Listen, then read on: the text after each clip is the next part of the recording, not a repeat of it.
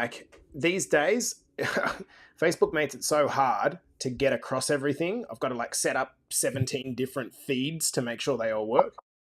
So let's just see that these are going through. Okay, how's your morning been, pal? Yeah, good man. Good session. Good stuff. Good session. What did you train today? Yeah, Did you see the message? I've just done you up a yeah, yeah. session. Yeah, sweet. Yeah. It's I'll gonna just stick to the 3-day for the rest of the week, and then start up the 4s next week. start fresh next week. Yeah, I love that, mate. I love that, buddy. Yeah. Okay, well, it looks like we are live across the 1, 2, 3, 4. Yeah, I think we're good. So, good morning, guys. How is everyone? I hope you're having a luscious, lapalicious start to today. That's not a word, but okay. As you can see, I'm joined by my boy, Mr. Chris Lupton. He's in the house, and we're going to kickstart this episode in 2 minutes. Lupo has already been and done his morning gym session. So a good session, mate. How's your strength improving? Yeah, it's getting there. Getting to sort of the end of the reps, and I'm like, maybe I need to try a little bit harder there. Getting a little bit easy. Up in the Whack weight. a few more kilo on and see how I go. Good man. I love it. Where are you actually training at? Are you training at Planet Fitness? No, I train with down at Diggers at the entrance. It's an Anytime Fitness. Oh, nice. Yeah, good spot. Really good spot. Yeah. Really good spot. Yeah, good Yeah. stuff. Do any of the other boys go to that specific gym? I've seen Clink down there a few times, Okay, cool. but he's generally finishing as I get there at 4 a.m. and then he goes for a run, the lunatic. That'll be you in 6 months' time, dude. I can't Yeah, wait. maybe a short run. I don't know about 42 or 50 or 100K. He's lost the plot, mate. He's absolutely lost the plot. But good on him. He's fuck next level shit, right? All right. So good morning, everyone. Hello, Nikki friend. How are you, my legend, my beautiful, beautiful man? Hello, Sean. How are you, champ? I hope you're having a good start to the morning, Sean. Of course, brother, I appreciate the hell out of you guys. We're going to start this episode up in just over a minute's time. Who else we got coming into the podcast? Make sure you say hi if you're in here. Hello, Tezza. How are you, mate? Troy Whitelam. G'day, buddy. I think you might even get a mention in this podcast, I reckon, Troy. Good morning, Lozzie. Good morning, Sarah. And Sarah says, good morning, Chris. I don't know. You can't probably see the comments. Hello, Maxi boy. How are you, mate? Benny Robinson's here as well. Guys, we're going to start this one up in 30 seconds. Hello, Jared. Hey, Jared, I was super proud to see you on the coaching call as well the other day, mate. Bloody well done. Okay, guys, so here's what we're going to do.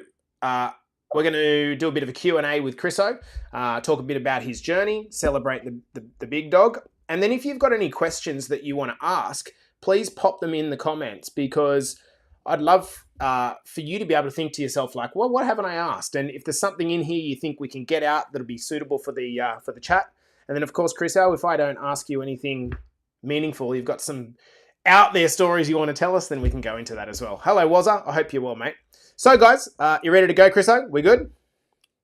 Yeah, mate. Let's go. Let's turn it on the count of 5, 4, 3, 2, and 1. Welcome back to the Better Body Academy podcast. This is the podcast that you come to when you're sick of the dumb diets and unsustainable workout programs. This is, I think, probably one of the most awaited interviews that we've done in a long time. The man that you're seeing on your screen if you're watching live, or the man that you're hearing in your beautiful ears if you're listening to the replay on the podcast players, is Mr. Chris Lupton. Chris has been with us in Better Body Academy for around 7 months, Chriso? Yeah, mate. Yeah, and we are here to tell a little bit about his story because, to be honest, yesterday I had a moment. Chris was on one of our coaching calls and he told me that he is 49.5 kilos down. And it's like 49.5 kilos. For those of you that work in, I think, is it Imperial? Whatever pounds is called. That's 120 pounds. That is a lot of weight, and he's done it without medications, without Ozempic, without surgery, without shortcuts. He's done it in a very healthy way with lifestyle change. Uh, Chris, I believe that you now might hold the title to the most weight ever lost. And you've done it in a short period of time. So let's unpack this a little bit, bro. Are you nervous? Nah, no way, because you should be really proud of what you've done. I want to first go back to where you started, dude. Like, why do you think you started putting on weight decades ago? Like, what in your history kind of, how did that happen, do you think? Um, I've always been chunky. Like, that was my nickname at 16, Yeah. 17 when I left school and started as a tradie. Ah. They called me Chunky. Mm. Always had nicknames associated with my size: Chunky, Blocker. Mm. I've always carried extra weight. I think because I love food so much, I've always eaten massive meals. Then as I got a bit older, started throwing alcohol into the mix. Mm. Was partial to a beer or 10 or 15 or, As we yeah. are in our early 20s, right? Yep, Yeah. definitely. Bit like Peter Pan, mate. I didn't want to grow up. I just thought I could run amok and Mm. live the 20-something-year-old lifestyle. Mm. Sort of only hit me about 5, 6 years ago that, shit, Really? I'm nearly 50 years old. Mm. Mm. It's Maybe time to grow up and it, make a few changes. yeah. So how did it hit you, Chris? Was there a moment? Was there a moment or was it a collection of moments or was it just like something that grew on you over time? Like how did it hit you? I think the moment definitely for me was we were down at the beach for a family saying goodbye to grandma, and the rest of the family had cleared off the beach, and it literally took me about 45 minutes to walk 500 metres up the beach and up about 50 stairs. I pretty much thought I was going to have a heart attack there that day, and yeah, that was what sent me to the doctor to start the ball rolling.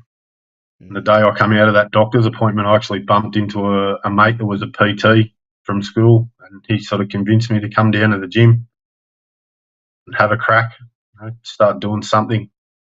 So Do you want to shout that that was, mate out? Because I hadn't heard about that part of the story. Do you want to shout that mate out? yeah, that's Daniel Westwood's his name.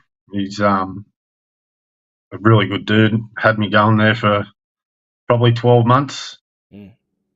Yeah, I just couldn't hang in there, couldn't keep it going.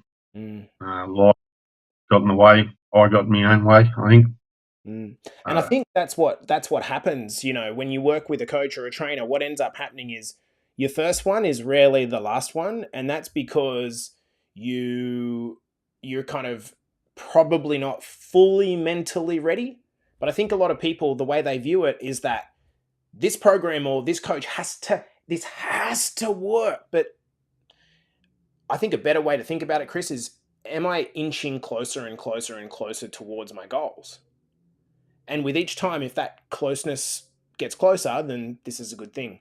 I do want to go back to something you just said then. Um, were you okay with being called blocker and chunky and those terms? Like, did that impact you at all, or did you really think about it too much? nah, didn't think about it, mate. Mm. Just was was what it was. Okay, cool. So weight gradually come on, and so where were you in like your mid 20s, 30s? Like, where did it kind of peak out at in terms of the top weight? About 130. Okay. So yeah, I was 40, probably 40 odd kilos overweight for most of my adult life. Mm-hmm. Mm-hmm. I think it was probably COVID when I got real comfortable, not being allowed to go out and do anything or Mm. whatever. I was pretty comfy to just work, come home and get on the beers and go to work and get on the beers and go to work and get on the beers. Mm. Yeah, I think you probably got 1,000 million head nods out there for anyone watching or listening because that COVID period, fuck, man, when you go back and think about it now, it seems like it was fake. Remember the toilet rolls and it was like you couldn't book in anywhere, you couldn't get on flights, a mask everywhere. And I think like we're only now seeing some of the mentalities of that coming out, and a lot of people stacked on a bunch of weight. Um, Yeah. when you say you were drinking a lot, like as a basic idea, why were you drinking? Um, I just always had. Like, I've, yeah, always been a social drinker, and then sort of escalated into everyday life. You know, Mm. Monday sort of through to Wednesday was just a handful of beers after work. Hmm. Friday, Saturday night was, you know, as many as I could get in. End up in some random dude's kitchen drinking beer at 5, 6 o'clock in the morning, waiting for the sun to come up before I go home. Mm. Can you help me to understand a bit more about that? Because I think there's a ton of men particularly out there, women as well, but a lot of men that are in that same routine. And can you help me understand a bit more about, like, when you're there at 3 or 4 o'clock in the morning, like, what's doing there? Is it just a habit, or are you trying to kind of feel something or not feel something? Like, do you ever think about that? Was it literally just like, I'm here, why would I go home, or what? Like,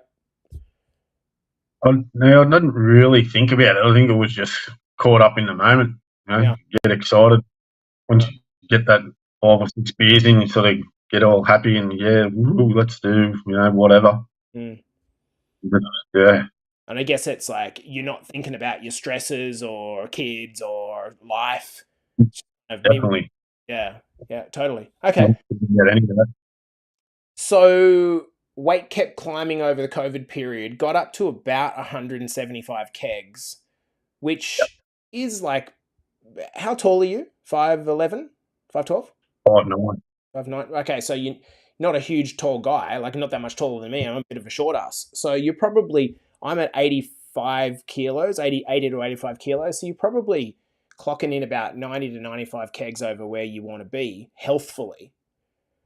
Um, so you tried to get back into the gym and slowly kind of regressed. Did you have a second moment there which led to you initiating the journey that you've had with us? Yeah, September last year, I felt really weird and a bit ill. Went to the doctor and I had pulmonary embolisms in my lungs. So Spent a week in break hospital. that into, sorry, excuse me, break that into like layman's terms as what that means. Pulmonary embolism, Blood clots in your lungs. blood clots in your And it lungs. wasn't just one or two; it was an absolute shitload of them. Really? Um, yeah. Mm, So so that forced me to spend a week in there, 3 weeks at home, not being able to do much more than walk out the front to the mailbox. mm, Uh, Tried to get back into the gym, but just couldn't really force myself to do it. mm, And I suppose the whole time through that, I'd been watching on the sideline and seeing what Troy was doing with your group, mm. and just thought, fuck, how the fuck is he doing that? Why can't I do that? Mm. So when we spoke in December, it was I was a bit, I was scared to commit, but yeah, it's the best thing I've ever done. So what part of what you saw, what was it about seeing Troy? Because I think it's really important that we acknowledge Troy. Troy has, I think, single-handedly been responsible for more people joining our academy than anyone else, and therefore changing lives, including his missus, including his daughter. It's like, what was it about Troy that inspired you? Was it knowing him as just like the everyday larrikin that kind of turned it around? Like, what happened? Yeah, I guess we sort of worked together for a few years back at Star Trek before he started his own business, and he was always a fairly big, solid fella as well. He was only short, but he had a lot of weight like I did. Mm, And just thought, if he can shift it, why can't I? Uh, so I knew he'd made changes to his lifestyle as well. mm, So mm. thought, if he can, I can as well. How much courage did it actually take you to actually, like, say yes when you were taken through the process? How much courage did that actually take you? Like, were you just like, was every part of you thinking this is probably just going to be another thing that I waste money on, and or was there a switch that you believed? No, there definitely wasn't a switch straight away. Switch didn't happen until about 4 weeks in, where I was like, I know what I'm doing now, and this is the fucking right place to be. So what led to the switch?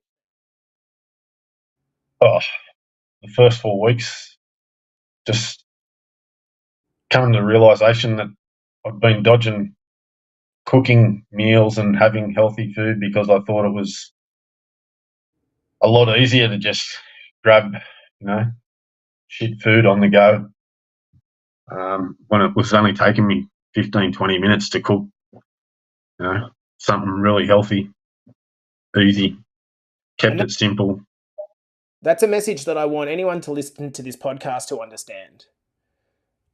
The reason that most personal trainers struggle to get results for their clients is one thing and one thing only. Not because they're dumb, no, it's because they're rooted in coming from personal training.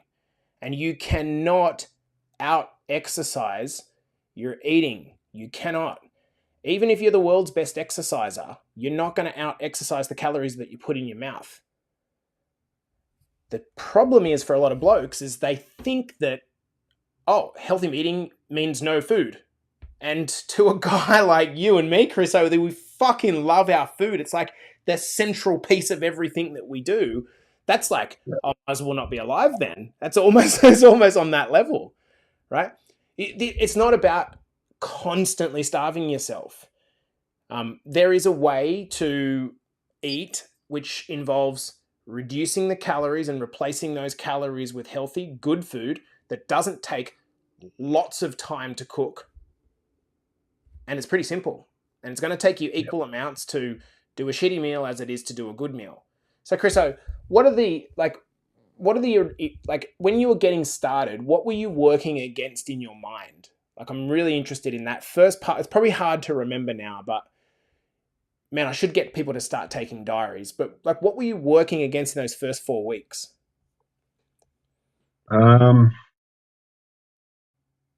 Probably myself was the biggest thing. I was just self-doubt that I couldn't go into the gym, like moving from the gym that I was comfortable in with training with Westy, and then leaving there and going to Diggers at the entrance was, scary.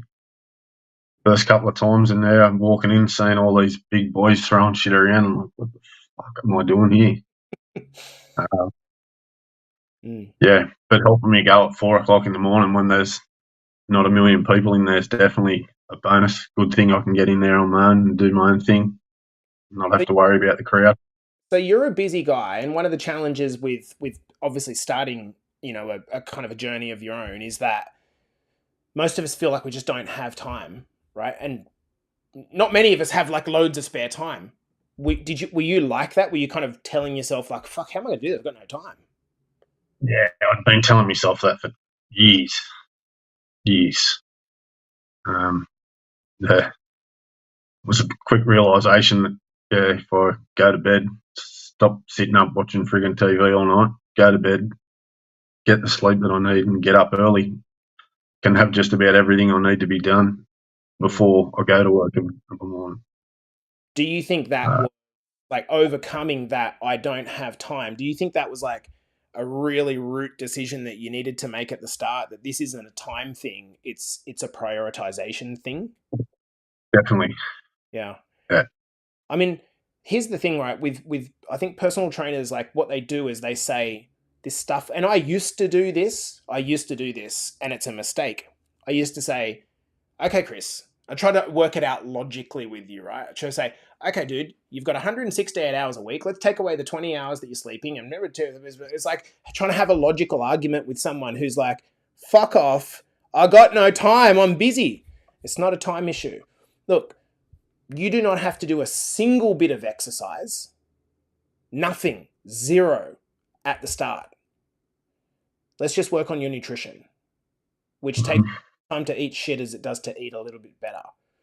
And it's funny, did you get a sense of how time seemed to be created once you started to see results? Yeah, I'm definitely seeing that now. Like some days I'm getting home from work, I'm like fuck, what am I going to do for an hour or so? Before I wouldn't get home, till later in the afternoon, but I seem to be flying through the day and finish home at 3:30, 4 o'clock. All right, do I go on the lounge or do I go for a walk around the block? And yeah, we know what one I've chosen for the last 7 months anyway. Dude, that's amazing. And so let's talk about the kind of impact that losing weight has had on your lifestyle. What things do you feel like you had to sacrifice upon? You were talking about like at your nana's uh, wake or saying goodbye, and you kind of that was the obvious thing. But what other struggles were you having when you were carrying weight? Like what couldn't you do? I'm not talking about like tie your shoelace. I mean like what things that you love couldn't you do? I had to give up playing squash about 5, 6 years ago. The arches in my feet were collapsing from. Because of the weight. Well, I just said it was just because I'd played too long, but it was obviously because I was too heavy. Right.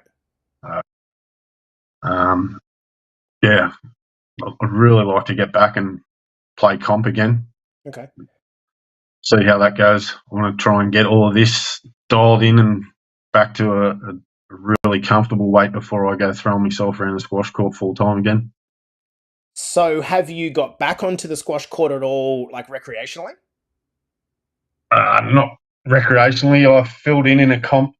I was meant to be there running the desk for him back in March or April, and someone got injured the night before. So they're like, "Oh, you'll be right. Come on, have a hit." Yeah, okay. Didn't go too bad. Yeah, I love that. Hey, dude. During your 7 months so far, have you hit periods of where you kind of like questioned yourself, or you almost felt like this is where I usually self sabotage? Yeah, when it started getting real cold, I hate hate winter. Yeah. Yeah, seeing some of the other boys, getting out, walking and whatever, freezing their ass off as well. I'm just like, come on, you know what you need to do. Fuck out of bed and let's go do it.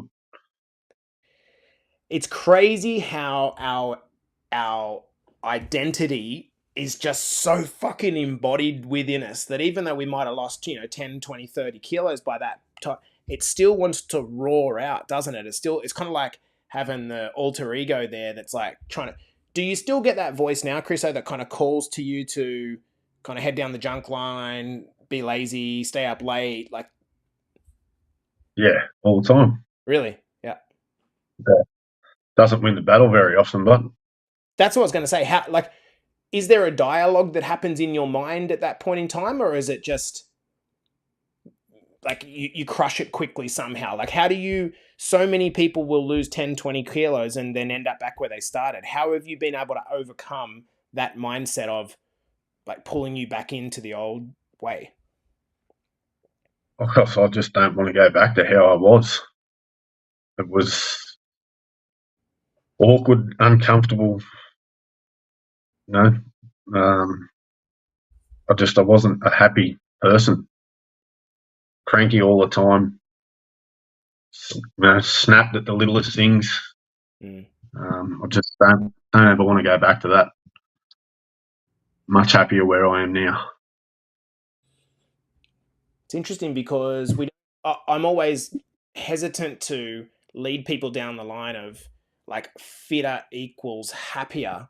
I don't necessarily think they're like one equals the other, but certainly I think quality of lifestyle has got to be like if you're able to do more in your life, you're going to be a little bit, dude, where have you thought a bit?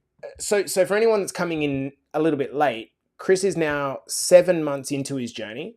He's lost 49.5 kilograms. If you've seen his before and after photos, this isn't a guy that had surgery and lost a bunch of muscle mass.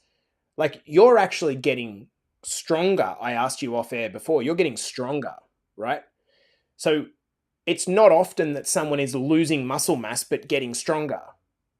That's why when so many of you ladies that are listening to the podcast or watching live are sitting there going, oh, this sucks. I'm working out really hard, but I'm putting on weight or my weight's not coming down quick enough. The first question I'm going to ask you is, are you getting stronger?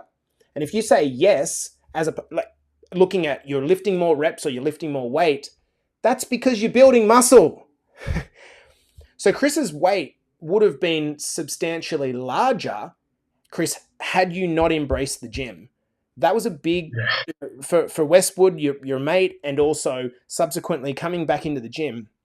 That was really, really important that you embrace that, because I think that's what's allowed you to bust through plateaus, is that you've kept a strong metabolism. Most people who've lost in excess of 30, 40, 50 kilograms, they really hit the grinds and end up putting the weight back on because they're doing it through starvation and cardio. You've done it through eating a moderate calorie deficit, walking, not crazy amounts of cardio, so it's good for your joints and it's doable, and then you've maintained your muscle mass, which has kept your metabolism high, which means that you don't have to eat crazily low amounts to keep yourself in a calorie deficit. Dude, have you ever think about like where you would like to go over the next 6 to 12 months? Like, have you kind of set some goals, either weight wise, and then perhaps what you'd like to do when you hit certain milestones, or is that kind of getting ahead of yourself? The goal is to get under 100, and then I can sort of, once I get there, I can reevaluate, see what else I think I might be able to do. Sort of get to that point now where when I'm out walking, like, especially around stairs, I go to step upstairs and sort of half break into a jog and think maybe I could run at the moment, and then get home from the walk and go, fuck, my knees are sore, my hips are sore. Let's not start running for a little bit yet. Dude, that's super mature. Like, because that's it, right? If you had an injury, if you pushed yourself into that realm, then you might end up regressing, 10, 20 kilograms, and you don't want to do that. So to anyone out there and, carrying a bit of weight, please avoid the cardio until you've lost the weight. And then by all means, become a cardio queen. Go and do it, run a half, run a marathon, but don't do it until you've lost the weight, or you're going to end up putting yourself behind. Guys, I want to anyone that's watching live, please, if you've got any questions, throw them in the comments and I'll ask it to Chris. Chris, I'd be interested in knowing, have you had subsequent medicals, doctor's appointments, anything like that, where people have just gone, like, people you haven't seen for a while, and they're like, the fuck is going on here? Yeah, a few actually. Really? I had the work medical last month. Hadn't seen him for 3 years, and he was blown away. He wanted to know about you guys and the program, what I've been doing. I actually got a bit feisty with him 3 years ago because he was threatening to not sign off on the paperwork. I'm like, you're going to fucking sign it, buddy. But this time around, we just sat there and talked for 20 odd minutes. He barely did any of the medical. He was just wrapped. Wow. At how much weight I'd lost. Wow. How's your, if I can ask you, how has your sleep and overall energy levels improved? Energy levels are through the roof. Yeah. Yeah. Sleep, I'm still using the sleep apnea machine. Yeah. Actually got a specialist appointment today with the respiratory doctor to go over that. Okay, good. Keeps telling me I'm going to need it forever, but I'm determined to get rid of that as well. Yeah. Yeah, dude. And some of those things, I think it's maybe even having that, as much as you want to get rid of it, even having it, it's perhaps a reminder that, where you were, right? And you don't want to regress. And going through this, dude, I just want to say, man, like, as we kind of bring this episode to a close, I cannot even imagine how scary it must have been for you to be in that position. There is one guy that I hope listens to this podcast episode.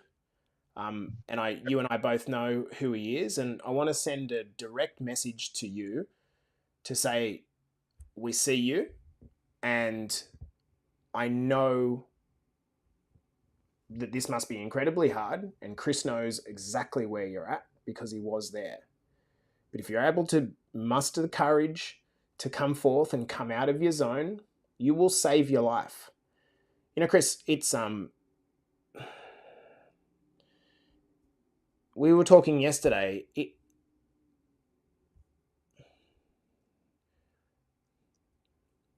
It just must be so hard to get started when you feel like you're so stuck and you've lost yourself. It just, Yeah.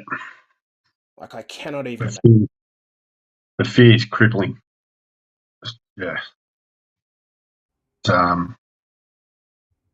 Yeah, never ever want to go back to being able to feel that way ever.